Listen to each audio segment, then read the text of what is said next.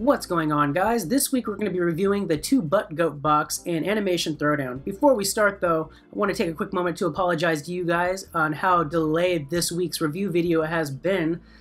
Honestly, I have no excuse. I just have not been managing my time well between trying to get all of these videos made and balancing just work and life, so I'm going to make a personal commitment to you guys to try to be better at that because you guys deserve the best and I want to give you the best. So apologize that it's been delayed. I know the last few weeks each one have been coming out like a day or two late. Sorry for that. I'm going to try to do better in the future to try to get these out same day or at the very latest on the very next day after on the Fridays. I'm going to do my best. Can't make any promises. Real life does get in the way, but I am going to try to do my best for you guys because like I said, you guys are the best and you deserve the best.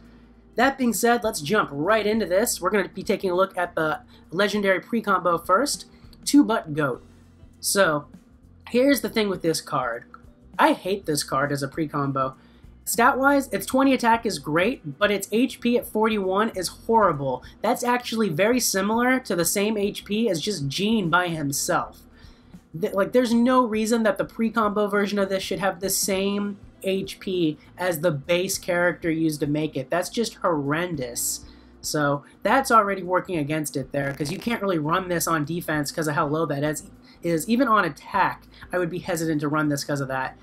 Skill-wise, the 8 Motivate is really nice, so is the 14 Gas and 9 Hijack, but again, with so low HP, you're not going to find much use of those skills in a defense deck because this thing would get one-shotted into oblivion.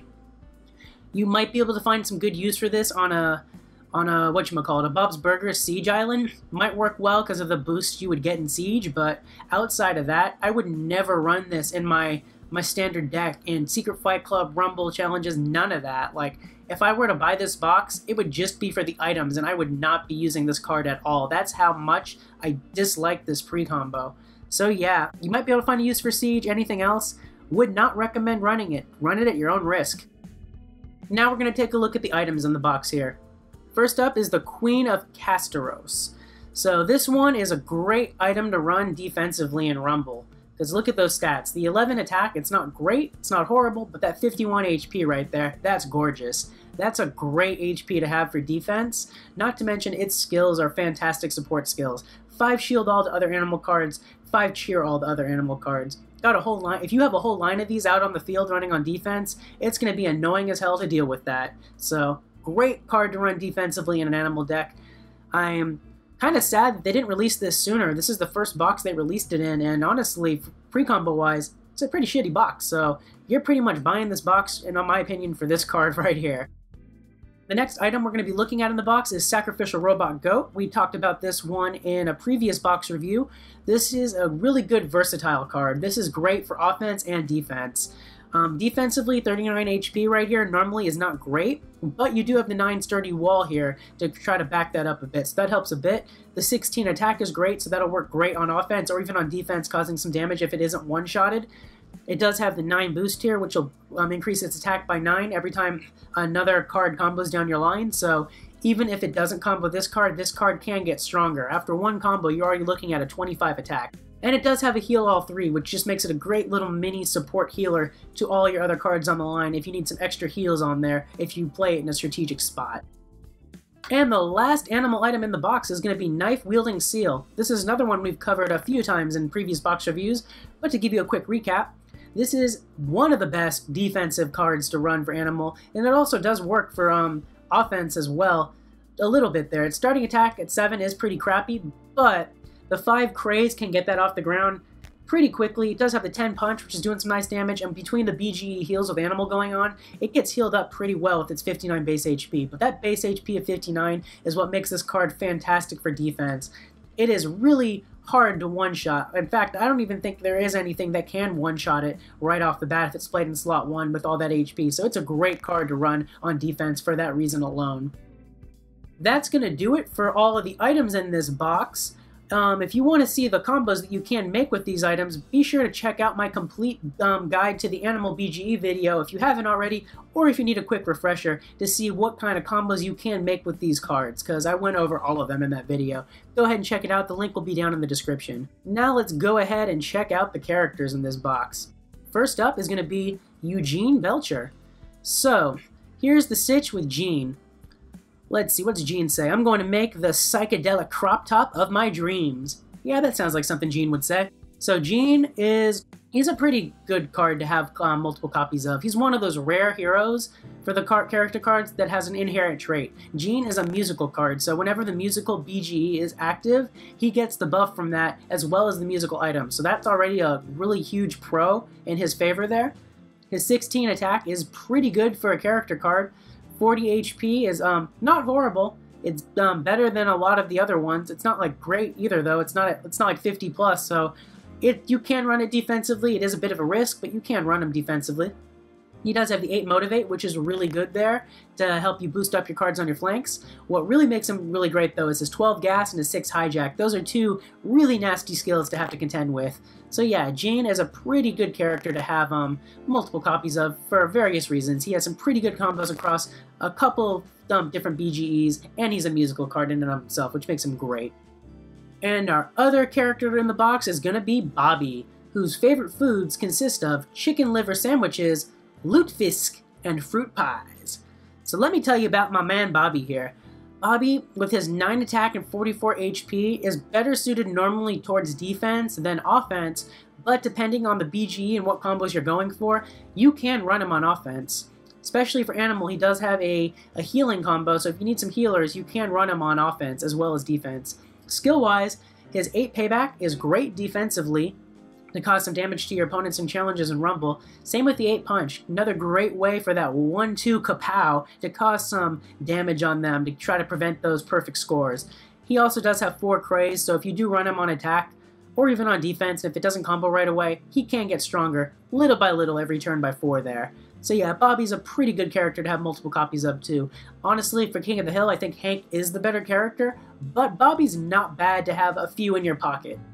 That's going to be it for the characters in the box. Now let's take a look at these epic pre-combos here. First up is going to be Doghouse Bobby. This is that animal item, or the animal combo I was just talking about in the pre-combo form. The actual combo one you can make is fantastic. This pre-combo one, not so much. Its attack is pretty lackluster at 14, and its 37 HP I can only describe as shitty. That being said, it does have some pretty good skills: 8 Payback, 12 Heal to other animal cards, and 11 Gas. So, at the free-to-play level, I can see this maybe working on offense because of the heal factor there, and since you are in control of what you're doing with it, it can work on offense for free-to-play. Would not recommend running it on defense, though, as many top, 100 guilds can one-shot that 37 HP no problem, so would not recommend running that on defense, even though his skills are amazing for defense. His health, not so much. But offense-wise, if you're free-to-play, go right ahead and run it if you need some healing support. If you're a pay-to-win player, though, higher level player, you honestly don't need to hear this advice. Just burn this for the watts. It's garbage. And the other epic pre-combo is Dog Bone Stan. This one actually can be run defensively at quite a few levels. I wouldn't necessarily run this at the top level of play. 48 HP is still a little bit low. It's close to 50, but it can be taken out in one shot. That being said, though, at the free-to-play level, this is a great defensive combo pre-combo to run. That 48 HP, even though it can be one shot, is high up there. It doesn't have much attack with 10, but its skills are pretty badass. The 10 Cripple is going to be annoying to deal with. The 11 Jab will be good to break through any sturdy walls or shields your opponent might be running against you there, so the 10 attack can hopefully get some through, and if any of that attack does break through, that 6 Craze does kick in to make it stronger, so it can work on defense. Wouldn't really run it at the top level, as it's not too hard to counteract at the higher levels of play, but at the free-to-play level, by all means, go ahead and run this. I can see it giving other free-to-play players a pretty tough time against it. Alright, and that's going to do it for this box. So, to recap on this box, the Legendary Pre-Combo here is, in my opinion, complete shit. The items, on the other hand, are all really great items to have. This box leans a bit more towards the defensive side than offense for items, so if you're trying to build a good animal defense deck, not a bad box to buy into. Just keep in mind you're not getting a defensive pre-combo out of this, you're just getting the items. This is shit. Cannot stress that enough. Looking over here at the characters and epic pre-combos, both characters are pretty good characters to have. Jean's a little bit better in my opinion. Bobby's also good to have too. I wouldn't exactly call either of them top tier character cards to have that you need to like stack up on, but they're not bad to have a few of either. As for the epic pre-combos, Doghouse Bobby can work offensively at the free-to-play level, but at the pay-to-win level or the higher levels, it's complete shit. And then the Dogbone Stand one, really great defensive pre-combo to run at the free-to-play level. At the higher levels though, while it's not complete shit, would not recommend running it. So when I take all of these into account for the box, I want to be honest, I was on the fence with this box between going a 2-star possibly review on this, which I think would have been my lowest one so far, but because of how good the items are and because the characters aren't complete garbage and they have their uses, even though that legendary pre-combo was complete garbage, I'm going to go ahead and rate this box 3 out of 5 golden turds for that, just alone on those items and the characters. Anyways, thanks so much for watching, guys. I hope you enjoyed the review. If you did, please go ahead and click that like button. And if you're new to the channel and want to see more of these, go ahead and subscribe. I do them every week. Till next time, peace.